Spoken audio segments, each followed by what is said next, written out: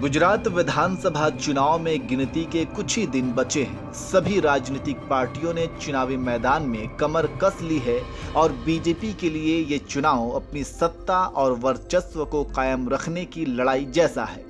BJP पिछले 27 सालों से गुजरात की सत्ता पर काबिज है और इसे बरकरार रखना बीजेपी के लिए कड़ी चुनौती है और बीजेपी ने भी इसकी पूरी तैयारी कर ली है।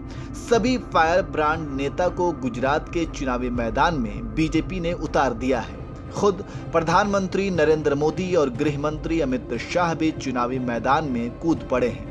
इसी कड़ी में यूपी के सीएम और बीजेपी के फायर ब्रांड नेता योगी आदित्यनाथ की एंट्री भी गुजरात की धरती पर अब हो गई है और योगी आदित्यनाथ अपने भाषणों से लोगों का दिल जीत रहे हैं। आपको बता दें कि गुजरात विधानसभा चुनाव में आज सीएम योगी आदित्यनाथ का तीसरा दौरा है।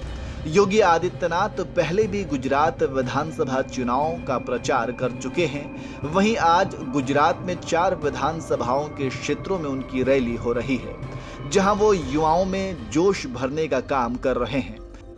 गुजरात विधानसभा चुनाव में प्रचार के लिए योगी आदित्यनाथ ने खुद ट्विटर पर ट्वीट करके जानकारी दी।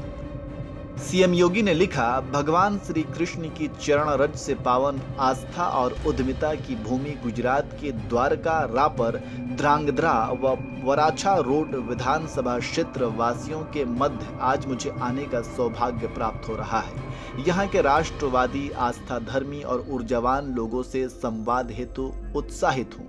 जय द्वारकाधीश। सीएम योगी ने जनता को संबोधित करते हुए कांग्रेस पर करारा हमला किया और कहा कि अगर कांग्रेस की सरकार होती तो क्या कश्मीर से धारा 370 हट जाता। इसके अलावा योगी ने कहा कि देश प्रधानमंत्री मोदी के नेतृत्व में और गुजरात भूपेंद्र भाई पटेल के नेतृत्व में आगे बढ़ रहा है, इसलिए फिर से बीजेपी को ही गुजरात की सत्ता सौंपना होगा। आपको बता दें कि पीएम मोदी और गृह मंत्री अमित शाह के गृह राज्य गुजरात में 33 जिलों की 182 विधानसभा सीटों के लिए 2 चरणों में मतदान होने हैं।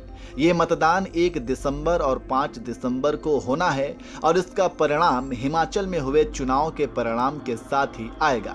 आपको बता दें कि हिमाचल चुनाव हो या गुजरात चुनाव या फिर देश के किसी भी राज्यों का चुनाव, पीएम मोदी के बाद अगर किसी नेता की डिमांड है तो वे हैं बीजेपी के फायर ब्रांड नेता योगी आदित्यनाथ।